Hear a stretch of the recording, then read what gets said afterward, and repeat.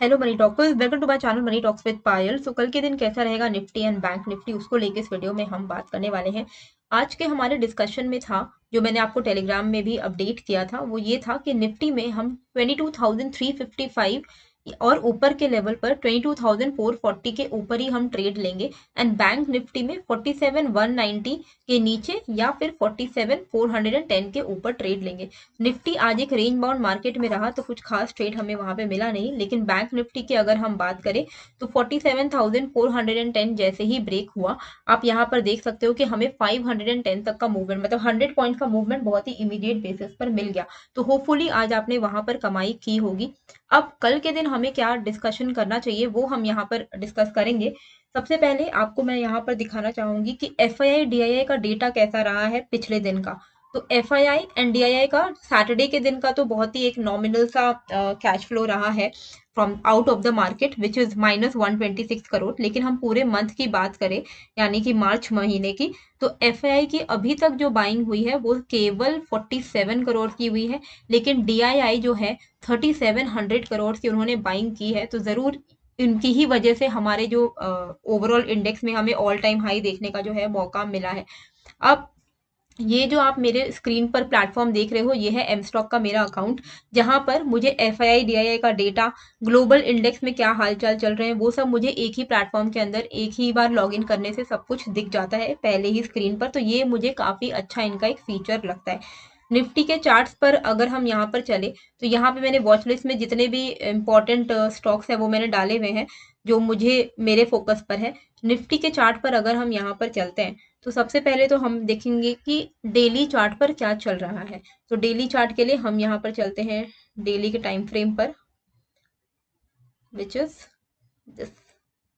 और पुराने लेवल्स को मैं यहाँ से डिलीट कर देती हूँ। तो ये है डेली टाइम फ्रेम।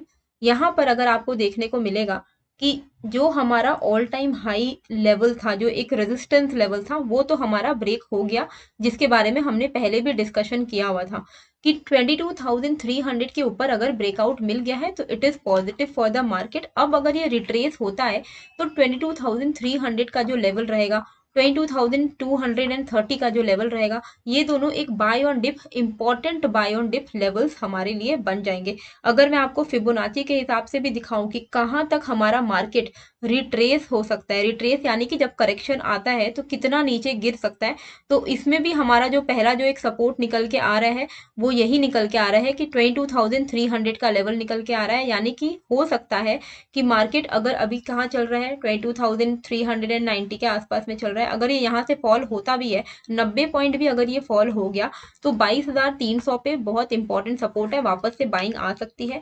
अगर 300 का लेवल टूटता है तो नेक्स्ट जो हमारे लिए बाय ऑन डिप लेवल बनेगा वो बनेगा 22,230। तो इन दोनों लेवल्स पे आप जरूर से अपना फोकस रखिएगा। कभी भी आपको मार्केट निफ्टी जो है 22,300 या फिर 22,230, इन दोनों लेवल्स पर अगर दिखता है तो डेफिनेटली यहाँ से हम बाइंग के लिए प्लान कर सकते हैं। तो ये जो लेवल्स हैं वो मैं मार्क कर दे रही हूँ। एक है आपका ये 305 का लेवल, जो कि एक important buy on dip level रहेगा हमारे लिए, एंड नेक्स्ट इज 230 का लेवल, दिस वन। तो ये दोनों लेवल्स पर मिले तो हम बाइंग के लिए ही प्लान करेंगे। अब आज का मार्केट कंप्लीटली एक प्रीमियम डिकेइंग डे था आज का। आज के दिन निफ्टी में ट्रेड करने का कोई सेंस बनता नहीं था। वही चीज मैंने आपको टेलीग्राम में भी अपडेट कर दिया था कि रेंज के बाहर ही कोई ट्रेड मिलेगा। तो जो मैंने टेलीग्राम में अपडेट किया है वही लेवल्स कल के लिए भी वैलिड होने वाले हैं।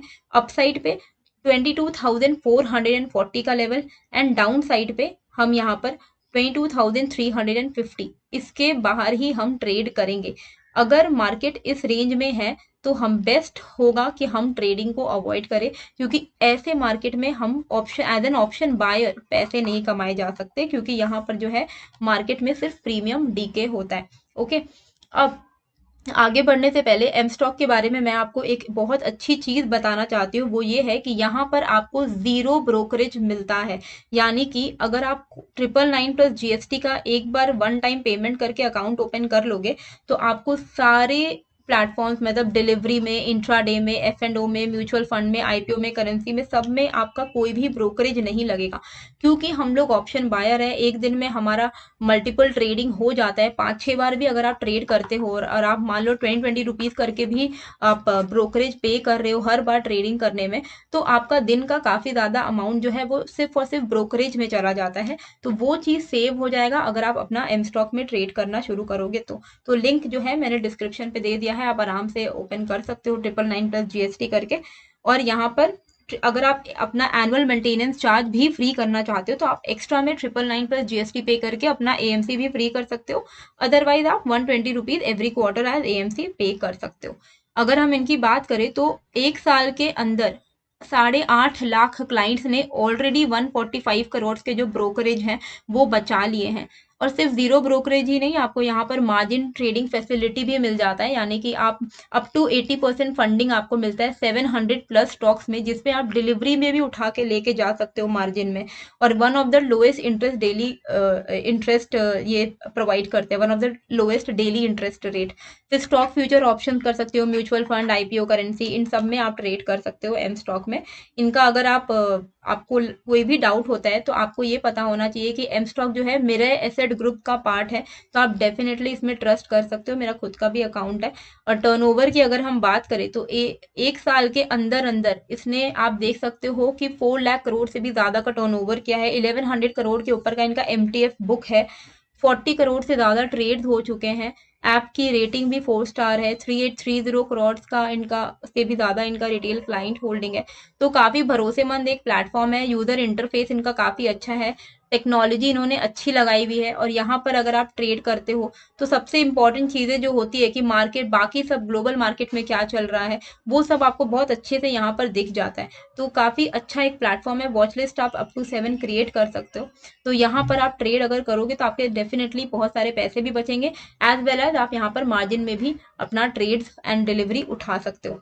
बैंक निफ्टी की अगर हम बात करें कि बैंक निफ्टी में हमें कैसे करके ट्रेड करना है, तो बैंक निफ्टी के लिए देखिए इमीडिएट जो हमारा ब्रेकडाउन लेवल होगा वो होगा 47,333 का।